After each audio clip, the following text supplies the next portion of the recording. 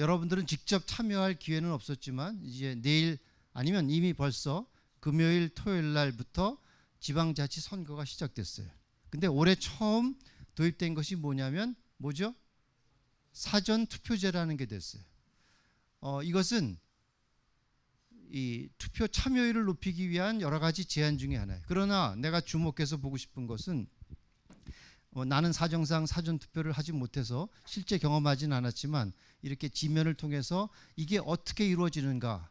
그러니까 여러분이 만약에 투표권이 있다 그러면 내가 제주도에 살지 않지만 제주도에 가서도 내가 사는 곳에 옛날 같으면 또 내일부터는 사실은 나는 제1투표소면 제1투표소에 가야지 그 옆 동네에 가서도 할 수가 없어요. 그렇죠? 그러나 사전투표제를 함으로 해서 여행을 갔거나 한국 내에만 있으면 가면 신분증을 보여주면 또 지문을 통해서 신분 확인만 되면 내 동네에 살고 있는 용산구라면 용산구청의 용산구 관내의 여러 가지 구의원이라든가 이런 선거를 하는 용지까지도 할 수 있게 돼 있어요.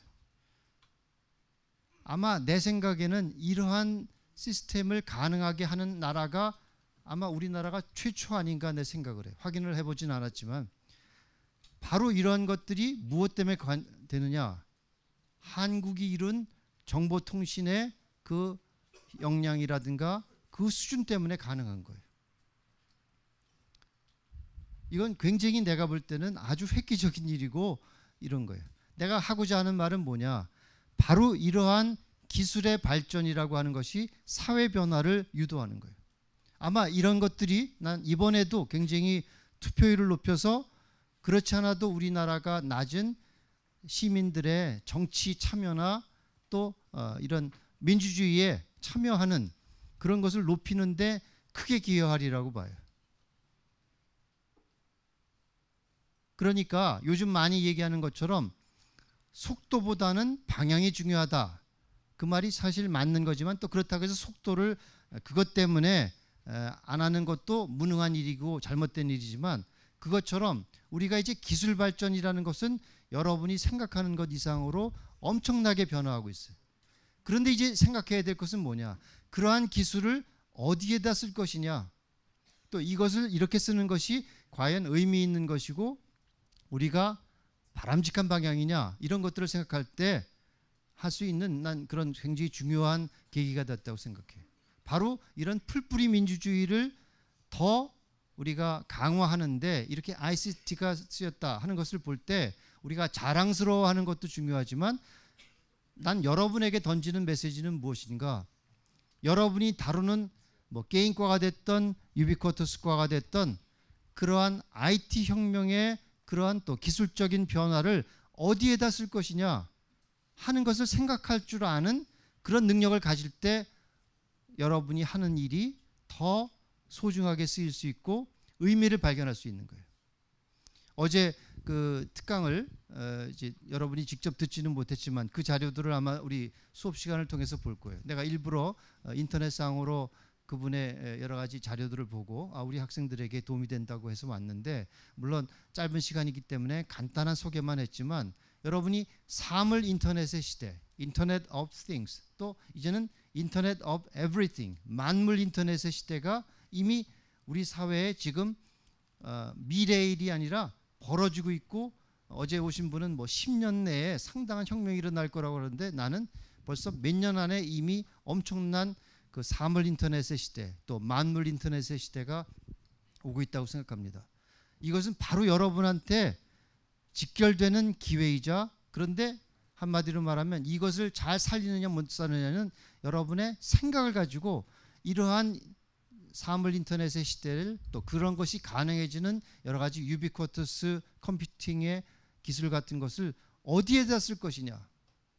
내가 여러분한테 우리 포스터도 걸렸지만 창의 아이디어 같은 데를 우리는 다른 학교에서는 그저 하나의 그냥 부수적인 일로 권하지만 우리는 의무적으로 하고 또 이것이 수업의 전체가 그걸 하는 게 바로 살아있는 수업이다 할 정도로 강조하고 있는 것은 바로 그런 뜻이에요.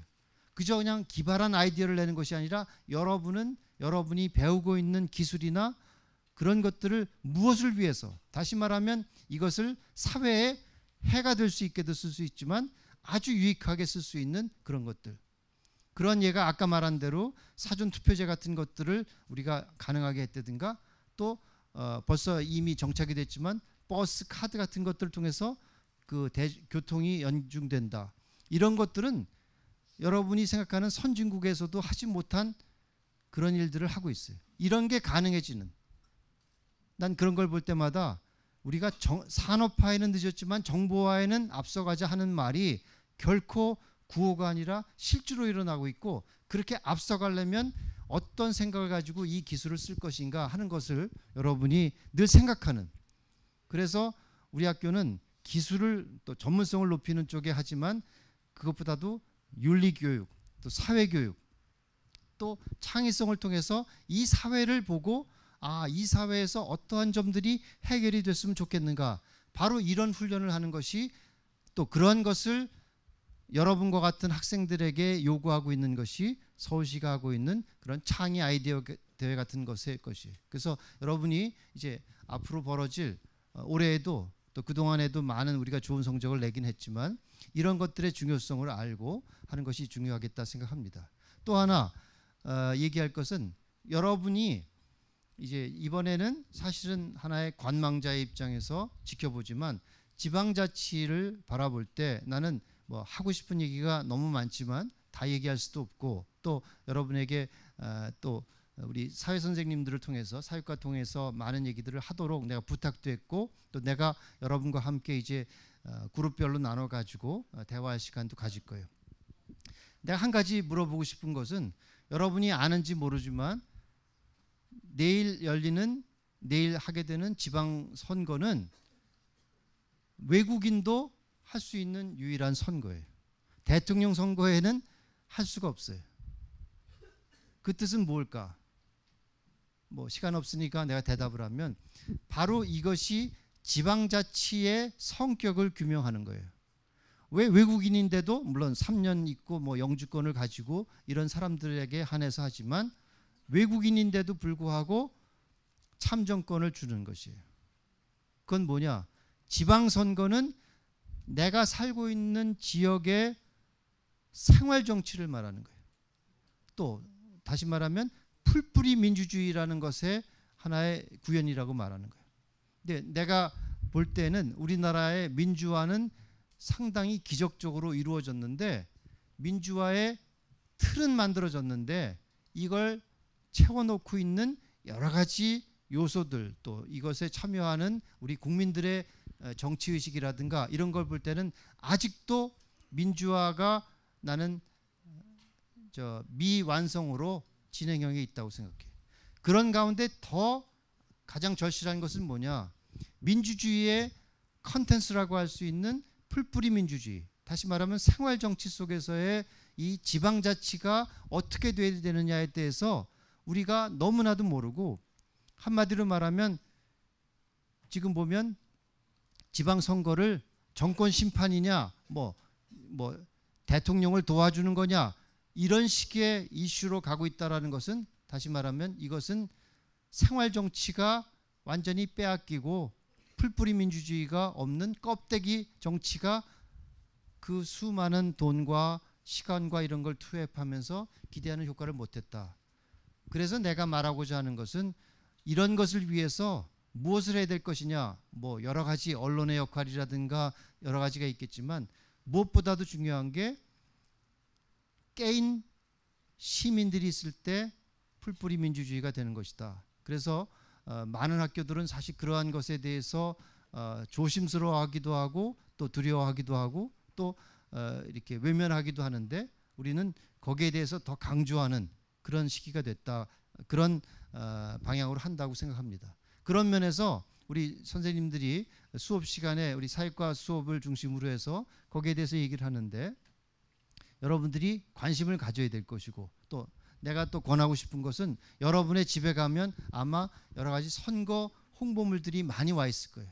여러분이 투표권은 없지만 바로 그런 것을 보면서 거기에 담겨있는, 제한된 것이지만 담겨있는 내용을 보면서 내가 사는 지역, 또 아니면 우리 여러분에게 관심 있는 서울시의 교육은 어떻게 돼야 될 것인가 하는 내용을 그것만 보더라도 상당히 많은 정책적인 차이나 할 수 있다고 생각해. 그래서 그런 것들을 들여다보고 내 나름대로 생각하고, 또 여러분이 그러한 것들에 대해서 토론도 하고, 또 선생님과 같이 질문도 하고, 거기에 대한 자료도 뭐 이렇게 하고, 보다 균형 있게 우리가 선택할 수 있는 폭을 가는, 다시 말해서 깨어있는 무식한 시민이 아니라 깨어있는 시민이 될 수 있도록 여러분이 민주주의도 공부를 해야지만 잘 된다. 그리고 또 이런 기회에 그런 주제들이 앞으로 많이 나올 텐데 여러분이 토론하고 또 상대방의 의견을 듣고 내 의견도 조리 있게 얘기할 수 있는 그런 학교 풍토가 만들어져야 된다. 소위 말하는 토론식 교육이라는 것이 정착되는 그런 또 기대도 해보는 거예요. 여러분이 이제 내일부터 연휴에 들어가지만 우리가 내일부터 이제 우리 조그마한 일이긴 하지만 학교에 여러 가지 그 야외 데크를 만들고 또 이렇게 의자도 놓고 그런 일을 할 거예요. 근데 한마디로 말하면 우리 학교가 이게 학교인지 카페인지 그걸 내가 이제 여러분한테 아마 변화로서 보여주고자 하는데, 그런 뜻은 뭐냐? 그저 학교가 뭐 이렇게 환경미화하고 그런 차원이 아니라, 나는 내 지로는 이제 학교는 배우는 곳이 아니라 내가 조금 전에 말한 것처럼 과연 우리는 어떤 사회가 돼야 되는가? 무엇이 우리한테 필요한 거냐? 무엇이 바른 것이냐? 이런 것을 토론하는, 그리고 또 내 꿈은 어떤 것이어야 되느냐? 그 꿈은 어떠한 의미를 갖느냐? 이런 것을 얘기하는 곳이 나는 카페라고 생각해. 그래서 칠판에서 쓰고 배우는 게 아니라 카페처럼 환경을 만들고 거기서 여러분들이 얘기하고, 그러다 보면 내가 무엇을 배워야 되는지, 또 이제는 선생님으로부터만 배우는 시대가 아니라 많은 것들이 인터넷으로, 그것도 공짜로. 그래서 이제 다음 주나 언제 여러분한테 오픈 소스 소프트웨어를 가리키고 확산하는 그런 단체 분들을 모셔서도 얘기할 거고, 또 우리 학교에 앞으로 많은 교육의 내용들이 이런 오픈 소스, 공개된 소프트웨어를, 그건 뭐예요? 지금 IT 업계에서도 말하는 굉장히 많은 혁명적인 변화가 있어요. 예전에는 이기적인 내 것을 위해서, 내가 떼돈 벌기 위해서 기술을 쓰는 독점의 시대라면, 이제는 공유의 시대고 파일을 넓히고, 그러면서도 거기서 생기는 부수적인 서비스에서 내가 이득을 가져가는 그런 공유의 경제 시대가 벌어지고 있어요. 그런 기회들을 여러분들이 알아내고 또 그런 것을 경연하는 그런 많은 일들이 일어나고 있어요. 그런 면에서 여러분들이 그런 관심을 가져야 된다. 다시 말하면 그러한 것들, 툴들은 이제 옛날에는 도구를 사용하는 것이 어렵거나 비싸거나 했어요. 근데 이제는 그것이 굉장히 쉬워졌어요. 이제의 경쟁력은 어떻게 가치 있게 쓰느냐, 무엇에 써서 많은 사람들에게 혜택을 줄 것이냐, 바로 이게 우리의 과제라는 거. 그래서 여러분들이 좀 더 그런 식의 우리의 학교 생활에도 익숙해지고 또 그런 것을 좀 더 갈망하는 것이 됐으면 좋겠어요. 저 방송실에 사진 하나 내가 올려달라고 했는데 잠깐 보고 한 2, 3분만 얘기하고 마치도록 하겠어요. 이게 뭐냐면 여러분 기억할지 모르지만 우리 옆에 있는 용산 전쟁기념관에 이제 한 40일 전인가 미국 오바마 대통령이 1박 2일로 한국을 방문했을 때 잠시 가서 지금 하고 있는 일이 뭐냐면, 여러분 이제 가봤겠지만은 그 전쟁기념관에 한국전에 참가했다가 사망한 사람들을 기리는 그런 그 이름 명패가 있어요. 그래서 유엔 참전군 용사들이 있는데 그 가운데서 미국의 섹션에 가서, 그 중에서도 또 미국에서도 아마 참전한 그 지역 고향의 주마다 있는데 하와이 출신이기 때문에 하와이 출신으로서 한국 전쟁에 가서 이렇게 그 전사한 그분을 기리고 또 그 고마움이라든가 그 희생에 경의를 표하는 그러한 모습을 여러분이 봤어요. 그건 왜냐? 6월은 흔히들 호국 보훈의 달이다. 또 6월 6일 현치교일도 있고 또 6.25 전쟁, 우리가 뭐 이런 기아 체험을 하면서도 6.25의 의미를 발견하자고 하는 것이에요. 이것을 볼 때 우리도 뭐 자주 갈 수 있는 곳이기 때문에 간다면 여러분이 그저 가서 뭐 겉에 건물 보고 뭐 그런 것이 아니라 바로 똑같은 일이라 하더라도 6.25의 전쟁의 의미를 나는 새삼 느낄 수 있다고 생각합니다. 한마디로 말하면 6.25 전쟁을 우리가 제대로 배우는 것이야말로 정말 나는 소중한 역사 교육이라고 생각해요. 그건 왜 그러냐? 이것은 남과 북의 무슨 그 내전이라는 그런 차원보다 누가 뭐 전쟁을 일으켰느니 북침이니 남침이니 뭐 이런 그 말도 안 되는 부정확한 얘기들 그런 것도 있지만 가장 중요한 것은 뭐예요? 또 많은 세계인들이 목숨을 걸고 지켰고 또 유엔도 여기에 대해서 유엔이 나서서 지키려고 했던 그 유엔이 참전한 얼마 되지 않는 그러한 전쟁이고 또 그 중요성을 갖는 것은 뭐냐? 자유민주주의를 지키기 위한 전 세계의 어떤 그 공감이고 또 그것에 가치가 있기 때문에 있는 것이에요. 다시 말하면 엄청난 아마 이게 제2차 세계대전을 보다도 더 많은 희생자를 냈다고 할 정도로 엄청난 세계사적인 의미를 갖는 거예요. 그러나 이 한국전쟁을 통해서 우리가 얻으려고 하는 것은 우리가 누리고 있는 지금 자유민주주의 체제에 대한 소중함을 우리가 생각해야 될 것이고 그것을 위해서 나라를 희생한 것처럼 우리도 이러한 것의 그 가치를 위협받거나 했을 때는 나도 그런 희생을 할 수 있을 것이다. 해야 되겠다 하는 다짐을 하는 그런 시기를 가져야 된다고 생각해요. 그런데 왜 이것이 더 이 시대에 중요하냐? 많은 사람들이 통일은 갑자기 올 수도 있고 뭐 이런 얘기들을 많이 합니다. 그런데 우리가 이제 통일 교육을 하면서 더 많은 얘기를 하겠지만은 어떤 통일이 돼야 될 것이냐 이것이 중요한 거예요. 아까 말한 대로 속도도 중요하지만 방향도 중요한다면 우리가 통일을 빨리 이루는 것도 중요하겠지만은 어떤 통일을 이룰 것이냐 한마디로 말하면 이렇게 피 흘려서 우리가 소중하게 생각했던 자유민주주의 체제로서 통일이 돼야 되는 것이지 적당한 선에서 타협할 수 있다? 난 이것은 한국전쟁의 의미를 모르고 하는 것이고 또 저렇게 수많은 세계인들이 지키려고 하는 것에 대한 그 가치가 헛되이 되는 것이라고 생각합니다. 그렇다고 한다면 내가 뭐 너무 많은 얘기를 지금 빨리 건너뛰면서 얘기를 해서 모르지만 우리가 바로 통일을 이룰 수 있는 것은 뭐냐? 이 자유민주주의 체제를 우리가 확건히 하고 이것의 가치가 높아져서 북한의 주민들이 볼 때 우리도 남한처럼 돼야 되겠다 하는 그 말은 뭐예요? 아직도 우리가 자유민주주의 체제가 확립되지 못하고 또 자본주의 시장 경제가 완성되지 못한 그러한 것을 없애는 보완하는 데 더 많은 노력을 하고 또 그것의 가치를 소중하게 생각하면서 배우고 그것을 실천적으로 우리가 어떻게 할 것이냐 하는 그런 것이 있어야 될 거예요.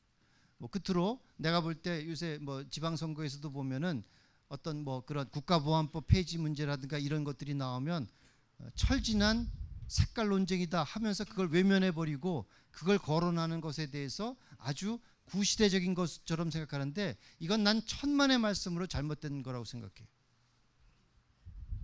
우리가 이러한 그 6.25를 앞두고 또 우리가 6.25를 앞두고 기념하는 그리고 또 우리가 현충일을 앞두고 이런 그 나라를 위해서 희생한 것을 볼 때 더 중요한 또 통일 시대를 대비하는 시대를 볼 때 이 전쟁을 통해서 지키려고 했던 그 소중한 가치가 무엇인가 여러분이 한번 생각해 볼 수 있는 그런 기회가 됐으면 좋겠어요. 그래, 이상.